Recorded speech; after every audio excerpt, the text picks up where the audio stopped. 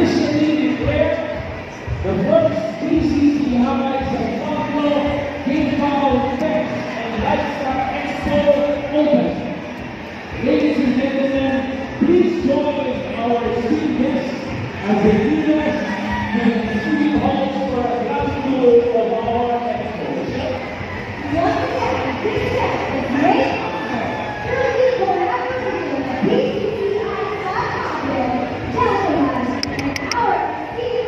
Alin, alin. Don't forget, Kala. to boost our together and more our exciting display and marketing. And the sales activity throughout the day. Enjoy the expo. Thank you for joining us. Short announcement, mabilis na po short announcement. Lahat po ng guests, Napilig-pilig talaga ang ulo, no? you are all welcome to work. Area mo eh. This is our VIP lounge. After the VIP, And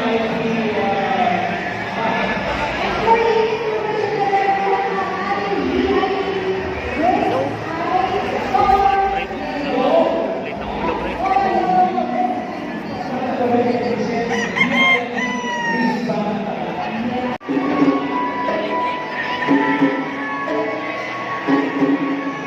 Uy, ako sa... Di patalan. Bakit ngayon ko lang napapasdan ang ganda ng tabi? At hindi ko rin napapansin ang handa ng tabi. EEJ. Dahil lang akala ko lang napapasdan ang ganda ng tabi. At hindi ko rin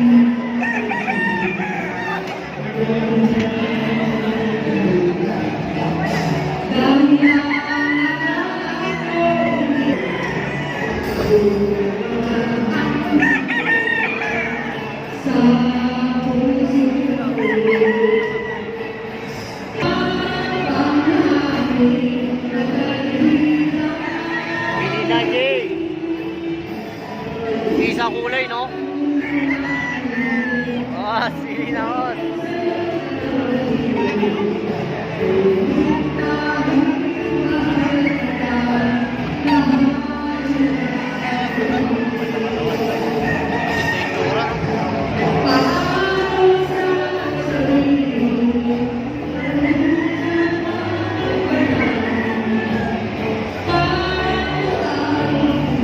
Isa itsura.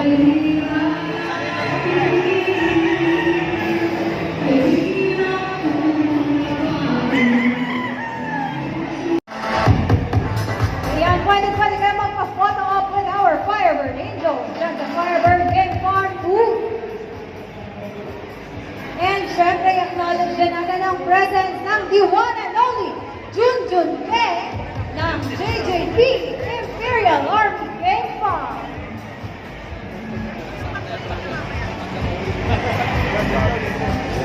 Merong game fouls, merong livestock, bowers, merong mga kids na piggery. at saka meron ding pets.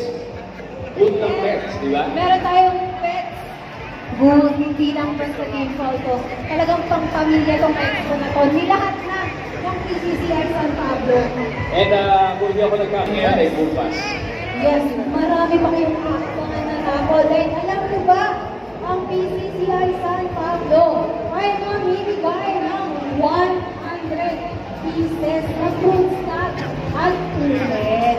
Siyempre yan. I would admit na talagang na-culture shock ang mga taga San Pablo.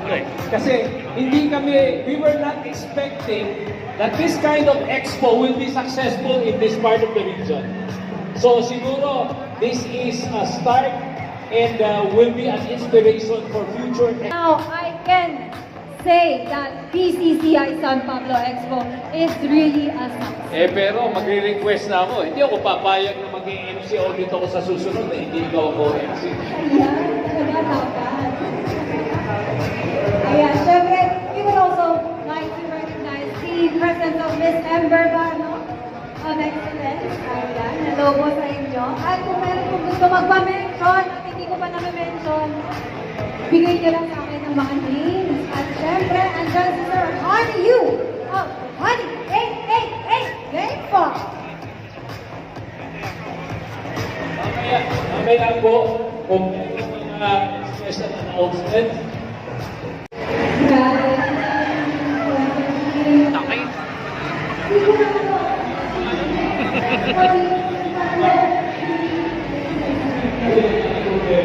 Yan lang yan, Jay.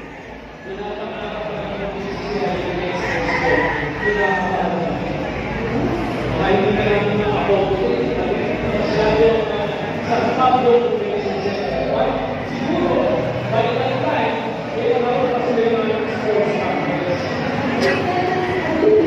natin yan kasi when we were planning this particular expo, one of the main concern is that kung walang affordable na pagkain sa loob, Michelle, baka lumabas pa sila. So bago pa makabalik yung ibang guests natin hapon na. So we made it a point that we have invited corresponding food owners to serve food for the benefit of all our guests for today. Yes, kaya naman, basta PCCI San Pablo, hindi kayo gugutumin yan. Pero siguro, in behalf of PCCI, nagpapasalamat kami sa iyo kasi ano ka, pro bono. And it's almost 10:50. Ayan. Malapit na po magsimula ang seminar ng ating Excellence Group.